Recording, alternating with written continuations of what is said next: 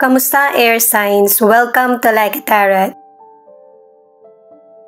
Alamin natin kung bakit wala na kayong contact, ano yung nangyari, ano ang nasa isip or nararamdaman ng person mo, at saka kung ano yung mensahe niya sa iyo.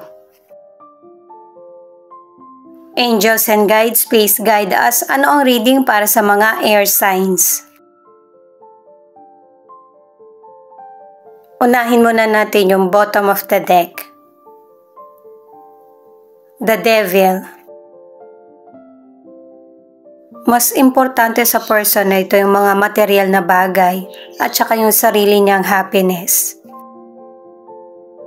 At itong person na ito ang dahilan kung bakit hindi nagtatagal yung mga taong nakakarelasyon niya or hindi niya matagalan, siya mismo yung umaalis. Hindi rin niya makontrol yung mga maling gawain niya or maling pag-uugali. Meron din siyang mga baluktot na katwiran. Hindi ka naman pipilitin ng person na ito na magstay sa kanya kasi ang importante sa kanya yung mga decisions niya. Mahihirapan din siyang makahanap ng person na uunawa sa kanya. Marami siyang alibi or excuses para maiba yung sitwasyon or pinag-uusapan. At saka kahit mali yung mga decisions niya, ang sinisisi niya yung ibang tao. Pero yung ganitong behavior niya, hindi niya napapansin kasi tingin niya ito yung normal para sa kanya. Siya nga pala guys, para sa mga bagong viewers, ang reading na ito ay timeless reading, general reading at guide po lamang kaya hindi po magre-resonate sa lahat. Kunin mo lang yung akma sa sitwasyon mo at kung kailan mo napanood ang reading na ito, yon ang start ng 1 week reading para sa iyo. Ikaw na bahala magpalit kung si person mo ito o ikaw. May posibilidad na itong person na ito ang hindi na kumontak sa iyo or ikaw na mismo yung bumitaw sa hindi maganda or toxic na sitwasyon.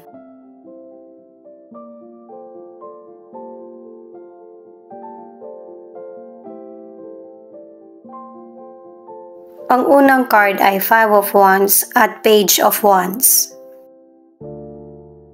Nagkakaroon ng kagaluhan sa pamilya o kaya relasyon kasi ang ilan sa inyo may family member or maybe anak mo ito na tutol sa person mo.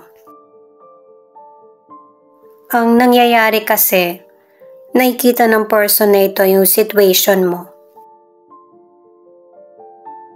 At saka meron din siyang nalaman na katotohanan pero hindi siya agad umaksyon. O kaya hindi mo siya pinagbigyan sa mga gusto niya sabihin or pinapaliwanag sa iyo.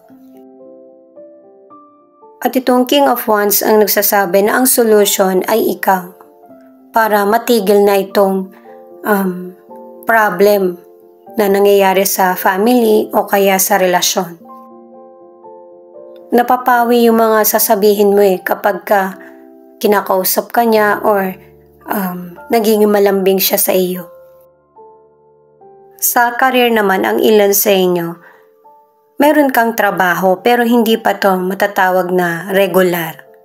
Trainee ka pa lang. Pero kung lahat ng effort mo ibibigay mo, mapapasayo yung trabaho na gusto mo. 3 cards na ito ang nagsasabi. Sa mga single naman, meron kang person na nagugustuhan na yung bang dynamic, yung marami siyang koneksyon, marami siyang kakilala or kaibigan. Maraming humahanga sa kanya, marami kang magiging karibal, pero merong person na tutulong sa iyo na para mapalapit dun sa person. 4 of Cups at King of Cups in reverse.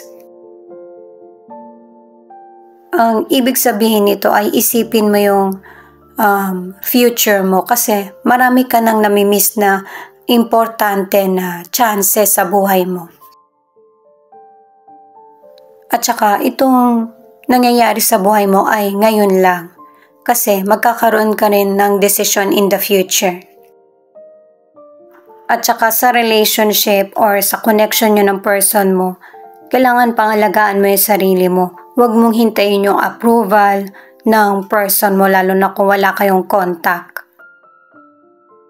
At ito yung The Magician. Ito yung card mo. Kasi lahat ng opportunities na para mabago mo yung sitwasyon ay pabor sa iyo.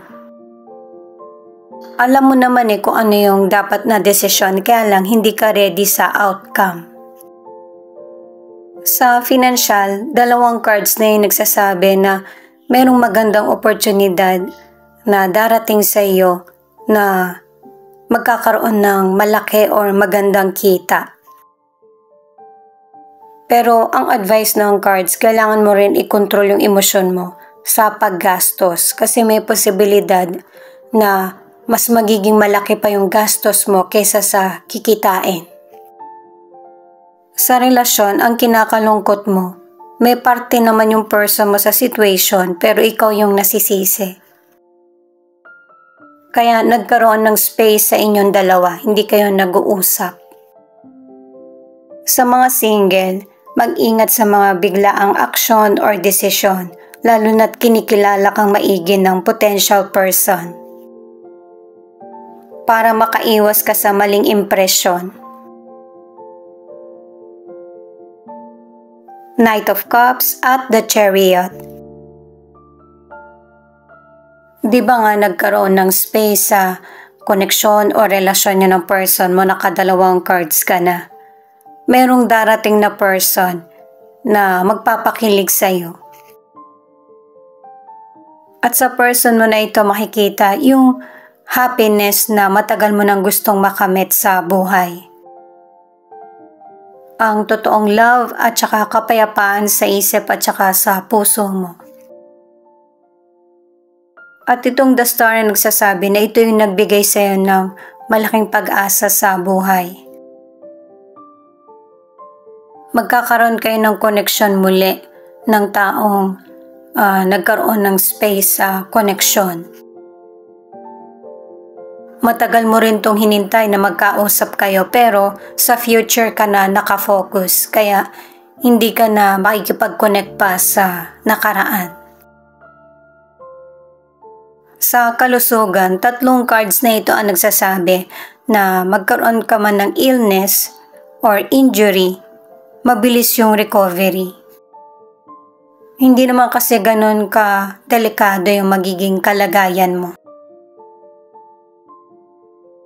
Sa ilang single naman, merong potential person na kahit hindi ka interesado ay gusto ka niya. Maigi na sabihin mo dun sa potential person kung ano yung totoong feelings mo para hindi siya umasa. Ang ilan sa inyo hindi ka matatawag na single o kaya nasa relationship kasi hindi mo rin alam kung kayo pa ba ng person. At saka ang ilan sa inyo na nasa relationship, kung noon hindi masaya yung relasyon mo, ngayon mas masaya na. Kasi nakapag-desisyon ka na mag-move forward sa mas positibo, kaya positive din ang dumarating sa buhay mo. At saka ang ilan sa inyo nakatatlong cards ka na matagal kang pinaghintay, na wala kayong contact. Kaya nung may dumating ng potential person na mas magbibigay sa'yo ng happiness, ito yung pinili mo. Mas payapa na yung relasyon mo sa kanya. Merong understanding at saka communication. At dun sa bagong person, magkakaroon kayo ng baby. Ang advice ng cards, imbis na no contact, kung hindi ka na happy, sabihin sa person. Huwag magbigay ng maling pag-asa. At saka kapag mahal mo yung person, hindi mo siya pababayaan na mag-isa lang. Kailangan continuous yung connection nyo. Ito naman yung mensahe ng person mo na hindi ka na kinontak. Itong message ng person mo sa iyo, ay feeling niya siya pa yung nasabotahe. At saka hindi siya satisfied sa nangyari sa relasyon niyo. Umaasa itong person na ito na maayos kayo. Ang dapat mas bigyan pansin ng person mo ay yung purpose niya sa buhay. Yung magkaroon ng pag-asa at saka magkaroon ng healing. Katulad ng mga naunang cards, sinabi na huwag sisihin yung ibang tao sa mga sariling desisyon. Kahit sino man, meron talagang cause and effect yung mga bawat desisyon na gagawin natin. Naninigarilyo ba yung person mo? Kasi amoy sigarilyo dito, parang binubugahan pa ako. Walang nagsisigarilyo sa family namin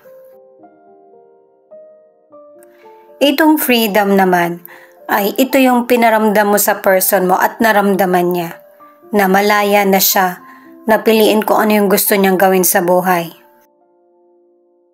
Naiisip din ng person mo na hindi niya naibigay yung mga pangangailangan mo. Ito naman, may mga posibilidad pa na darating sa buhay ng person mo. Ito rin yung gusto niyang mangyari. Pero napapangunahan siya ng stress at saka panghihinayang sa mga pagkakataon na dumating sa kanya na pinakawalan niya. Ito naman, napagtanto ng person mo na yung mga desisyon na ginawa niya ay walang katiyakan. Naiisip din niya na sa panahon na kailangan mo siya, wala siya. Marami siyang naiisip na patungkol sa nakaraan na maiisip na lang niya. Hindi niya na mababalikan pa. Marami na ring magandang nangyari sa buhay mo kaya ang naiisip niya ay tapos na. Kahit hanggang dito, naiisip ka pa rin ng person na hindi na kumontak sa iyo. Ngayon niya nakikita yung kahalagahan mo. Hindi man niya sabihin sa iyo or iparamdam, alam niyang mali siya. Kumbaga, guilty siya sa sitwasyon. Ngayon niya naramdaman yung pain dahil sa wala ka na bumitaw ka na sa person na ito. Itong chapter na ito ay tapos na sa iyo at sa person mo. Pero chapter lang yon. May mas marami pang magandang darating. Kaya simulan ulit yung buhay ng positibo. Ito naman yung charms. Ipapakita yung zodiac sign, pero ito yung ilang zodiac na nangunguna sa 12 na zodiac. 3 yung zodiac sign na nangunguna.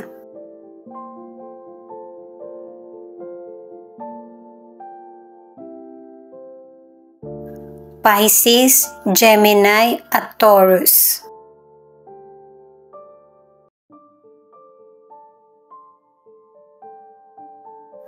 Ang next charm ay dress. Ang ibig sabihin nito ay pagbabago or transformation. Maybe ang ilan sa inyo meron kang pupuntahan, reunion or party. Itong rose naman ay enlightenment. Nakita mo na yung kahalagahan ng buhay at saka yung binigyan mo na ng importansya yung mga decisions mo at saka sarili. New love din ang ibig sabihin niyan para sa mga single. Itong heart naman, merong person na magpo-propose sa'yo. Sakto siya diba dun sa rose na ipinakita kanina. Pwedeng habang nasa bakasyon ka or pagtitipon. Itong tree naman ay sumisimbolo ng healthy na kalusugan.